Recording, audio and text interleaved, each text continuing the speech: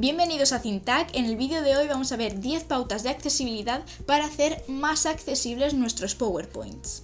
Pauta número 1. Contraste adecuado entre texto y fondo, es decir, utilizar colores que proporcionen un buen contraste entre el fondo de las diapositivas y el texto que se está poniendo en ellas, sobre todo para personas con discapacidad visual o dificultades para leer. Pauta número 2. Uso de logos. Por ejemplo, el logo de nuestra asociación ThinkTag, que lo tenemos aquí seleccionado, deben estar implementados en el fondo de las diapositivas. ¿Por qué? Porque si no, el lector de pantalla va a estar constantemente leyéndolo. Entonces, por ejemplo, aquí os selecciono el logo de ThinkTag. Esto estaría mal porque se puede seleccionar. Si, por ejemplo, nos vamos a la diapositiva anterior, si pincho aquí, vemos que no se está seleccionando nada porque está implementado en el fondo. ¿Cómo haríamos esto? Esto lo borramos y simplemente con antelación deberíais haber creado una imagen vosotros con un fondo blanco y vuestro logo. Por ejemplo, realizáis una captura de pantalla y cuando ya lo tenéis vais directamente a diseño, dar formato al fondo, relleno con imagen, insertar y ahí ya seleccionaríais vuestra imagen y aquí ya veis que no se puede seleccionar porque ya está implementado en ese fondo. Pauta número 3. Estructura clara y organizada. Es un requisito de accesibilidad que en todas las diapositivas de una presentación aparezca un título. Aquí, por ejemplo, el título de esta diapositiva sería número 3. ¿Por qué es esto? Porque esto facilita un montón la navegación de todas aquellas personas que estén utilizando un lector de pantalla. Pauta número 4. Utilizar fuentes legibles, es decir, que el tipo de letra que estemos utilizando en nuestra presentación sea lo más clara posible. Por ejemplo, el tipo de fuente lo más recomendado es que sean las fuentes sin serifa, esas que a veces aparecen como sans serif, que viene del inglés. ¿Y qué quiere decir esto? Que son fuentes que no tienen bordes, adornos, etc. Y las más recomendables son Arial, Calibri o Verdana. Y luego, en cuanto al tamaño de letra, lo más recomendable es que sea de 18 para arriba. Pauta número 5. Usar texto alternativo en las imágenes, es decir, agregar una descripción breve a cada una de las imágenes que estamos utilizando en nuestra presentación. ¿Por qué? Porque esto ayuda mucho a que personas con discapacidad visual puedan comprender el contenido de una imagen.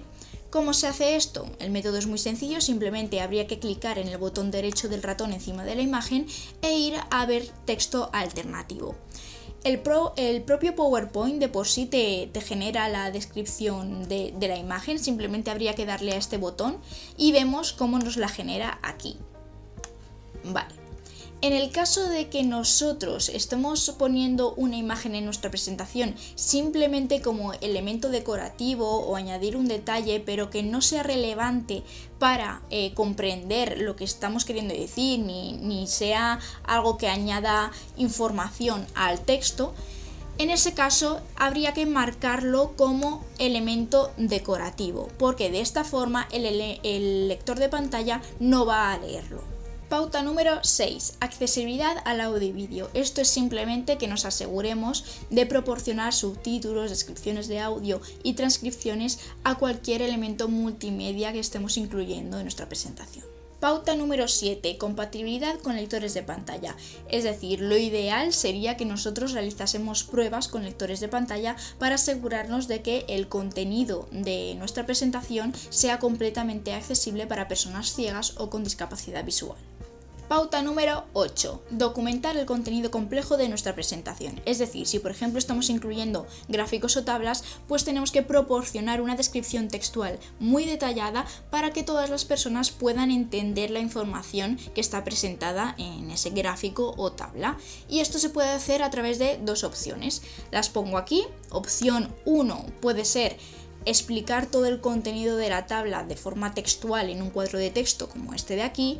O opción 2, crear un texto alternativo explicando todo lo que aparece en la tabla. ¿Cómo se crea el texto alternativo? De la misma forma que en las imágenes. Clicamos en el botón derecho, nos vamos a texto alternativo y ahí explicaríamos toda la información.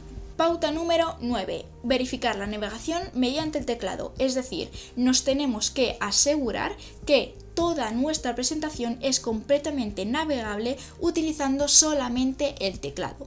¿Por qué es esto? Porque, por ejemplo, hay personas con discapacidades motoras que no pueden utilizar un ratón. Y última pauta, número 10, comprobar la accesibilidad con un simple botón.